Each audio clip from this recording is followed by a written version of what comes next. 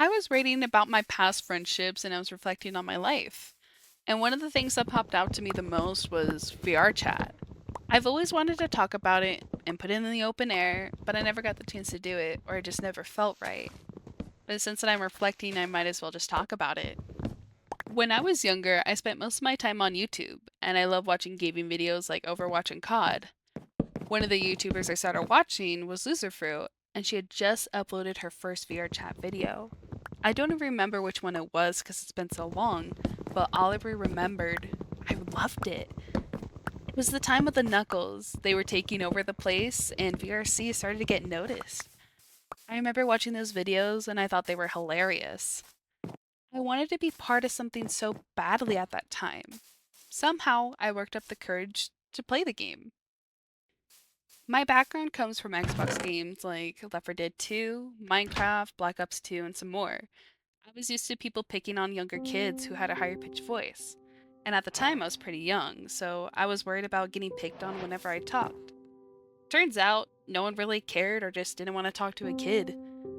But I liked being around the people. I remembered I found a group that talked about life, and I really enjoyed it. We even went to a club that the world was so beautiful and the music was amazing, but sadly it no longer exists. Throughout those years, I was barely on VRC because it wasn't as fun as those videos I watched. Those videos had full body tracking and headsets. And for me, I was about 17 years old and I couldn't afford that kind of equipment. So I ended up still watching like Hey MB and Swagger Souls because they were pretty big at the time. And, I never got the chance to really go back into the scene because it never inspired me. It was when I moved in with my ex that I learned he had a VR headset himself. So he never really used it, so I took it upon myself to use it. And that first day, I won't ever forget. I remember my ex had to leave for work, and I had the room to myself. I was able to explore and do whatever I wanted to do without, somebody hovering over my shoulder. The first thing I did was look for avatars, and I had to look for about an hour until I found one that fit me perfectly. And then my next step was to find a world and make some friends. But sadly, all the worlds that I knew just weren't popular, like Mike Knight and the Great Pug. But luckily enough, the Great Pug has always been popular. It's a place for PC users only, so it's really adults that would drink, play games, some of them would be under different substances, and a lot of them already had friends in set groups. And for me, I was scared. I didn't know what I was doing. It was my first time in a VR headset. And yet, this moment I won't ever forget. There was someone who was wearing an avatar for one of my favorite web series called Down to Earth. The character's name was Cade. I went up to the person and I said, "I love your avatar." And that moment changed my life forever. And I mean it. I labeled that guy as my VR crush because, well, I was in a real life relationship with somebody else. And I thought a VR crush was like a celebrity crush. Nothing serious, just someone like, "Oh, you're cute." As time went on, I got one of my friends to play with me. She was on PC while I had my headset. She decided to invite one of her friends that she was spending time with. We were having a good time when I invited my VR crush for fun. Because from what I remember, it wasn't anything serious. He was someone I had just met and liked to hang out with. And my friend's friend, who we'll name Jeanette, she ended up liking the guy I invited. They somehow got jealous whenever I talked to him, and I really couldn't understand why. Jeanette was just so jealous. From what I could remember, Jeanette even tried to cause drama. And the drama didn't really last because I didn't care. I just wanted to make friends and have fun. While I was on VRC, I ended up making a lot of friends and people who were just a blast to be around. We would have game nights like Truth or Dare, matching games, and other random games they could find, or even we would just hang out. Some of them had custom models, which I ended up loving because I didn't know that side of VRC. There was a whole world I was so unaware of. When I moved away from my ex, I took the VR headset with me, and oh boy, what a journey. When I lived by myself, I was able to explore more of the VR world. At this time, I was going through a lot mentally. I would distract myself from my real life with the virtual world, and I ended up getting myself into situations I never thought I would be in. I was not aware of how dangerous it could be. My view was still naive. I thought VRChat was a place where you could have fun, make friends, and joke around, just like in those videos.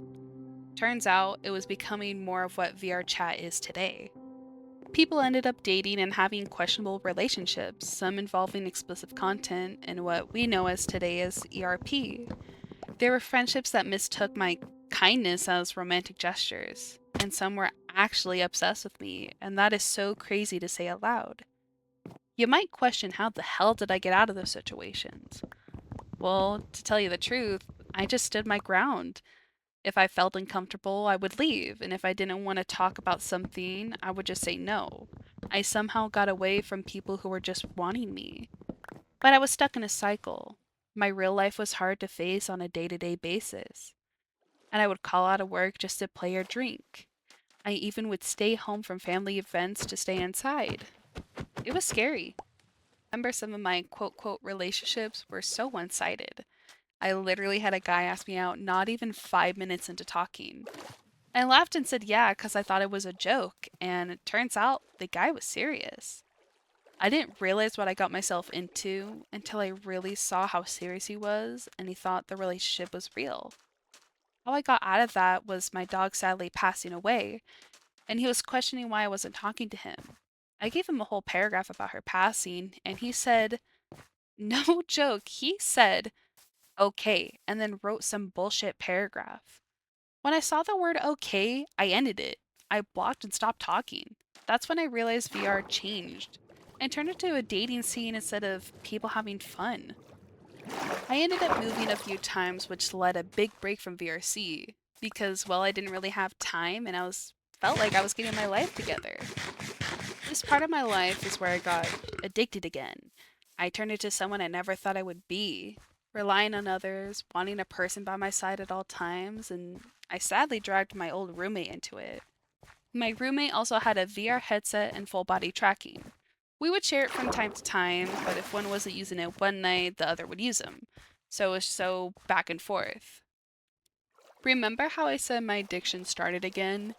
Yeah, it was worse.